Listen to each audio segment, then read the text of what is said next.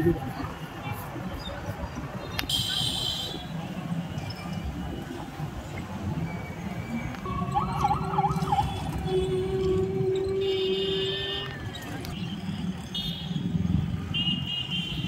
জানেন গোরে শহীদ ঈদগাহ ময়দান একটি শতাব্দী প্রাচীন ঈদগাহ ময়দান।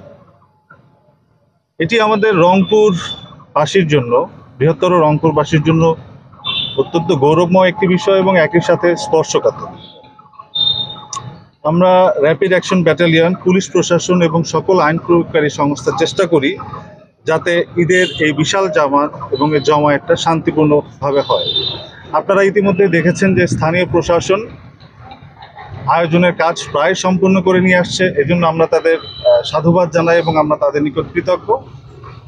এর পাশাপাশি র্যাপিড অ্যাকশন ব্যাটালিয়ন এবং স্থানীয় পুলিশ প্রশাসন এবং অন্যান্য আইন প্রয়োগকারী সংস্থা ইতিমধ্যে তাদের কার্যক্রম এখানে বৃদ্ধি করেছে, যেটা আপনারা দেখলেন ইতিমধ্যেই।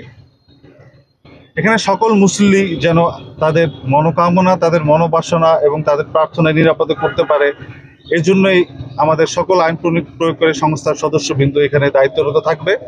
কেউ যাতে কোনো প্রকার অসৎ উপায় অবলম্বন না করে কোনো ধরনের নাশকতা সৃষ্টি না করতে পারে সেই বিষয়ে আমরা সর্বদা সতর্ক থাকব। একই সাথে আমরা ধর্মপ্রাণ মুসল্লিদের আহ্বান জানাবো যাতে তারা আমাদের সহায়তা করে এবং সকলে যেন আমরা ঈদের জামাতে অংশগ্রহণ করতে পারি।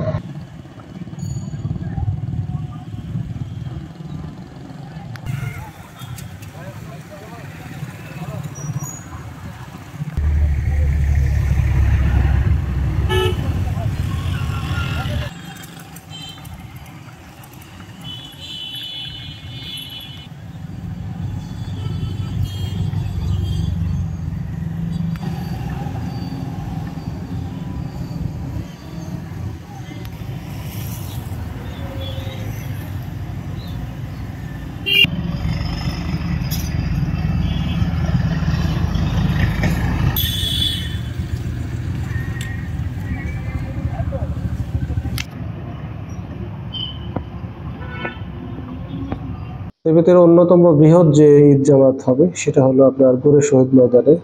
এটি আমাদের দেশের ভেতরে অন্যতম বৃহৎ একটি ঈদ জামাত। এখানে প্রচুর সংখ্যক মুসল্লি আসেন।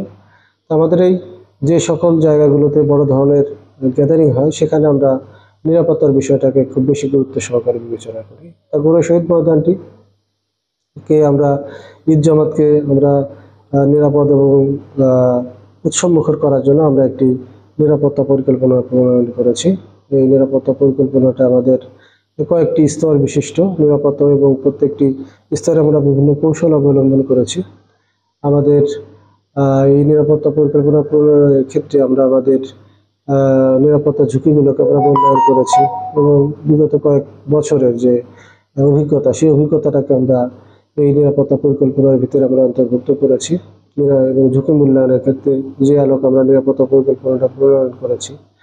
এই গোরে শহীদ ময়দানে দিনাজপুরে, এখানে দিনাজপুর জেলা সহ পার্শ্ববর্তী কয়েকটি জেলা থেকে মুসল্লিরা আসেন।